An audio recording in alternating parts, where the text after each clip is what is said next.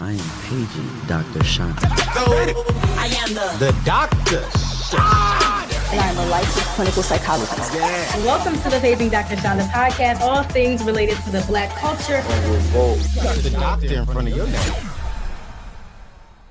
What's up, family? It is Dr. Chanda. Tune in for another episode of Paging Dr. Chanda. All you have to do is keep watching. But listen, if you're just watching from the outside, just peeking through the window, I need you to commit. Come all the way in the house, and I need you to subscribe, like, and shoot me a comment in the comment section. I love responding to all of your comments. I love listening and reading how much you guys enjoy the topics that I'm talking about. So yeah, do me a favor, like, comment, subscribe, and join the tribe. Stop scrolling for 1 second. This month, we are bringing back the psychology of Black women, the online class brought to you by yours truly, Dr. Chanda, licensed clinical psychologist. Y'all, I've been getting so many questions about why anxiety and depression presents differently in Black women. What do we do about it? How can we start to combat this? And what are some of the reasonings behind it? Listen, if you are a Black woman who has questions about anxiety and depression, it's something you experience or something your loved ones experience, or if you're a professional who works with Black women who experience anxiety and depression, I promise you this class is for you. Make sure that you sign up today. Hey, what's up, everybody? You are now tuned in to Paging Dr. Chanda, and I am your host, licensed clinical psychologist, Dr. Chanda Reynolds, your favorite psychologist and the culture psychologist is what y'all call me on social media. Listen, y'all know how we do here. We take psychology out of the textbooks and into your real life. And today, we're talking about it.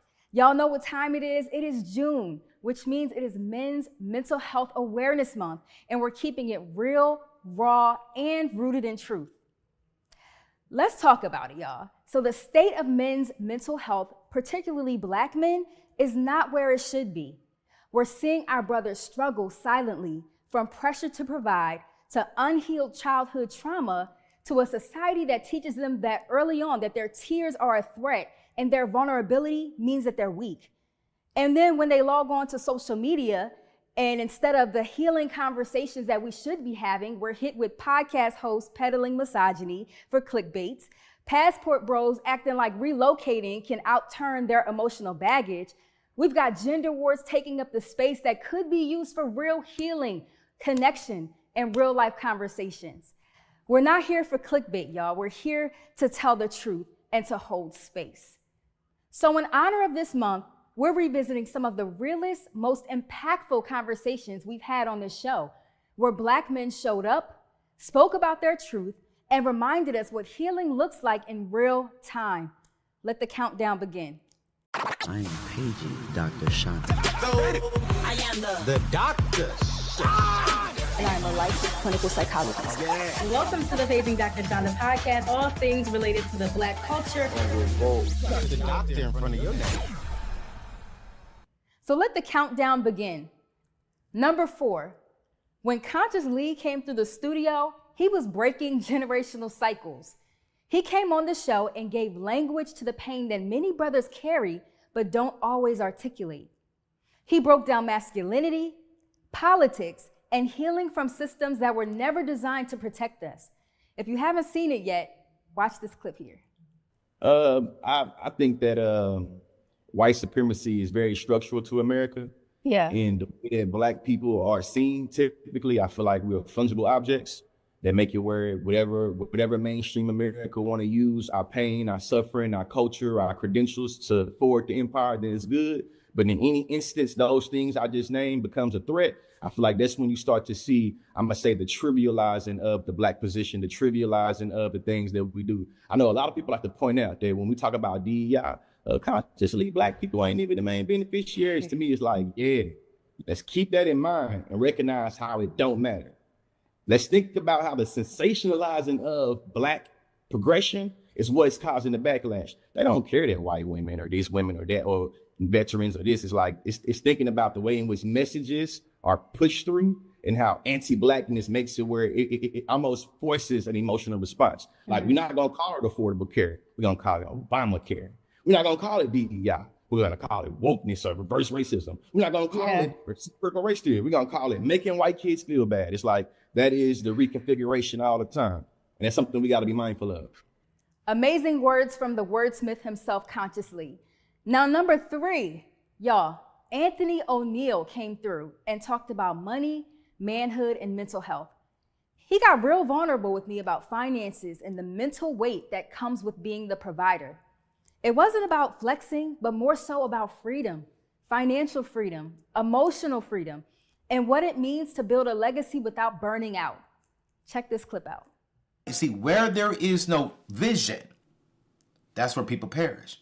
So I need you to pause this year if you're feeling overwhelmed. I need you to pause this week if you're feeling like, I don't know what I'm gonna do with my finances, and get you a sheet of paper. I got a pen and I have this on my desk every single day. And I'm not just talking about it, I'm actually about it. I can open this up, sis, and you just have sheets of paper, me just writing down thoughts and writing down visions and writing down goals. What is it that God wants for me? And so, when it comes to that, write down the vision, and I need you to make it plain.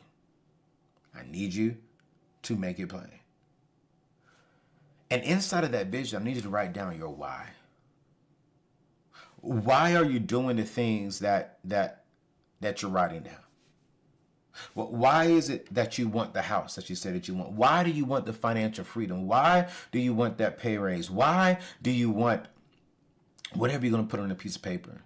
One of my good friends and mentors, Dr. Darius Daniel, says that if your why doesn't make you cry, then the price of commitment will make you cry. If you want to build that business, if you want to get that job promotion, if you want to be a better father, if you want to be a better mother, if you want to be a better friend, if you want to be a better husband, a better wife, if you want to do the things that you want to do, I need you to go deep this week, and I need you to write down the vision and write down the why. And if your why doesn't get you emotional, then the commitment for the next 11 months that we have left in this year is going to make you emotional. But the other piece of it when it comes to our finances is we got to make sure that our vision is in alignment with our money goals, which means you got to have a budget. So you got to have a vision for your life, number 1, a vision for your money, number 2. You got to list all your income minus all your expenses. Yes, I'm talking about hairdos, makeup, apps, dating, you name it. I need you to write down all your expenses and make sure that it's 0 on a sheet of paper every single month. Then number 3, man, this is the year that I believe that if you can say no to yourself, financial freedom will come. What do I mean by this? A lot of people are stressed financially because they refuse to give themselves 12 to 18 months to change their financial life and financial future, because the last 12 to 18 years of being uncomfortable has become the norm. So now what's becoming normal is okay moving forward. Living paycheck to paycheck has become normal. Looking good on the outside but being broke on the inside has become normal. Having and driving a nice car, but wondering how you're going to pay this bill has become normal. But if you want to become extraordinary, you're going to have to do some extraordinary things. And you're going to have to spend the next 12 to 18 months, get on a solid plan. Live below your means. Tell yourself no. And I promise you. Wise words from Anthony O'Neal. Make sure y'all go check out his book. I promise you it'll change your life. Number 2, y'all, Omarion came through and talked about choosing peace over performance. This one hit very different because he pulled back the curtain on fame, fatherhood, and choosing peace even when the world wants you to react a certain way. It was a soft reset for a lot of us watching, including myself. Make sure y'all go ahead and watch this one. When did you realize you had a choice? Whew, it was tough. Yeah. It was tough. Through all of my experiences, I realized the importance of, choosing and the power of it. Yeah. And, a lot of the times when we're going through things, we want to react. And, I always say this, in my interviews, reacting, seldom serves us. Mm. Doing things off the fly, don't get me wrong, we all have to adapt. Yeah. But reacting, it doesn't do much for us, but when we're able to sit back, we're able to be thoughtful about how we respond. And I'm glad that you use that word, respond, because a lot of us are in that fight or flight position, through our trauma. And we're reacting to things. Yes. It doesn't do anything for us. I'm telling you, it doesn't do. And also there's another part to that, people get monetary gain from reacting. When you're thoughtful, you get kind of this more lengthier, perspective and choice to choose to be like, well, wait a minute, I might want to end up here. If I do this, I won't get an opportunity to end up here. So let me be thoughtful in my response. Yeah. And what really helped me cultivate that was being in intense situations where, I felt like things weren't in my favor, and I had to, swallow some big pills and realize that this is just, a moment that will pass. So just realizing in my decision making that I had to take a step back and, be thoughtful really helped me understand the power of choosing joy. And writing this book was truly an experience. It forced me to do a lot of dense work and ask myself the tough questions in order to place this information forth authentically.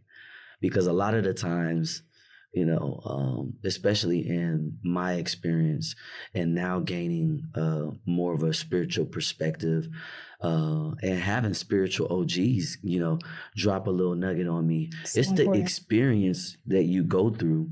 You got to go through that first, in order for you to say, you know what, okay, let me make dollars and cents of this. Tupac has a famous thing. He says that you can get paid off your pain, you know what I mean? But you can't get paid off your pain if you don't reflect and actually go through the process of healing yourself. Come on. You know what I'm saying? So I went through that process, and I was able to pull those gems and, say, oh, okay, this worked for me. This might work for someone else. Yeah. So I did the work, and then I arrived to being unbothered. Shout out to all my fans that dubbed me Mr. Unbothered. But sometimes you got to sit still, and you just got to realize what people are trying to do, especially in interviews. And I always love to sit down, with women and intellectuals and people that are, thought leaders like yourself, because,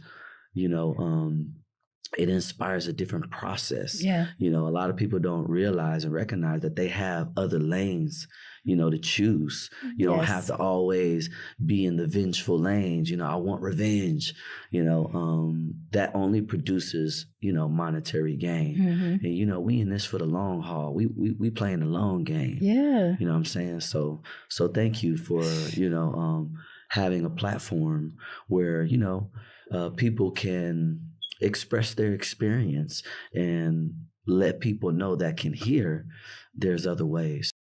Y'all, Mr. Choose Joy himself came through and dropped so many gems.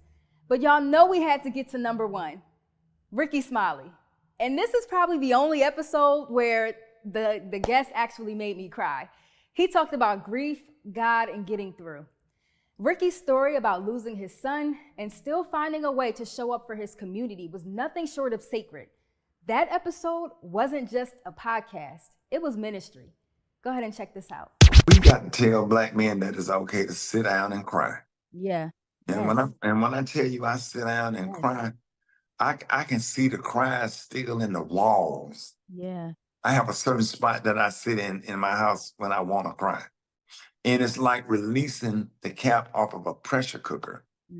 Because it just releases it. Like you have to release that. You can't let it build up because, it'll make you sick. And then we got to promote people going to therapy. There's a stigma in the Black community that you just turn it over. God created therapists for us, right? When you roll your ankle, you don't pull out a Bible. You get up and go and hop to the doctor.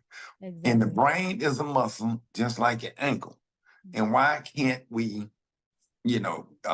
figure out how to go and get help for our mind? Somebody like yourself that's professionally trained to help us process those feelings, because you can go into a deep state of depression, and then you start, your brain start to affect other organs in your body. A lot of people don't survive grief.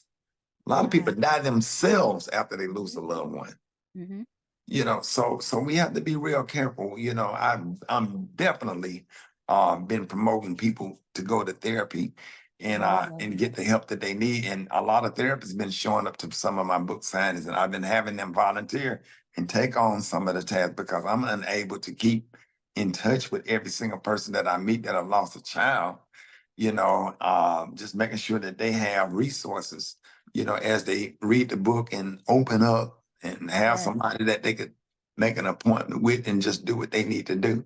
But it's some sad stuff out here and all. We just don't hear about it. You would not believe how many people have lost their kids that's in all these different cities. And I've been on a major book tour, and it's unbelievable.